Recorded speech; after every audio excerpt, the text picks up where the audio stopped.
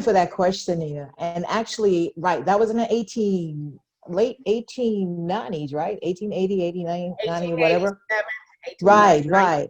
So the whole premise, and really just tagging on to that, the dates just coincided when you were talking and sharing that story. 1900, Booker T. Washington set up the National Negro League, which was of business owners. So Black Wall Street was really, and you had many Black Wall Streets in most really cities around South, North, and whatever, which was essentially that concentration of businesses, Black doctors, lawyers. We called it the corner. I grew up in Petersburg, Virginia, and there's a whole section of Petersburg, Virginia that had your Black doctors, lawyers, funeral parlors, hair salons, barbers, or whatever, self-sustaining with that. And as you say, for is the fact that people on outside communities would get jealous. Now, a lot of that took place actually during the time of desegregation that we had. And really a lot of that came about because we couldn't go anywhere else. Other white merchants would not serve Blacks. So what were we going to do? So it's the whole thing of really using what you had to really serve the people you had. So a lot of really in slavery time learned a lot of crafts from really shoeing horses on the plantation, and they took that after slavery to start businesses. So that is the key thing of really developing Black Wall Streets around your community and serve your community. And we say really here in the US a lot, and I see it in Africa too, how long will the Black dollar and the Black innovation using, can we recycle that Black dollar? In other words, you make money, so you spend your money on Black business. With not just one day a week, not just during the 28 days of Black History Month, but every day. If I can find someone Black to really give me my goods and services, I'm gonna do that.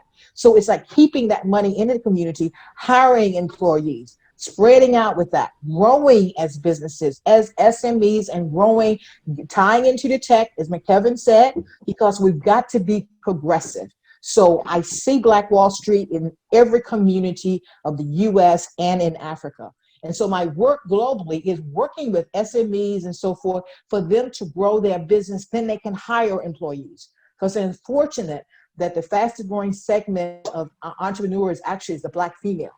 But most Black females do not have employees because they're not at that level of revenue that they can do that.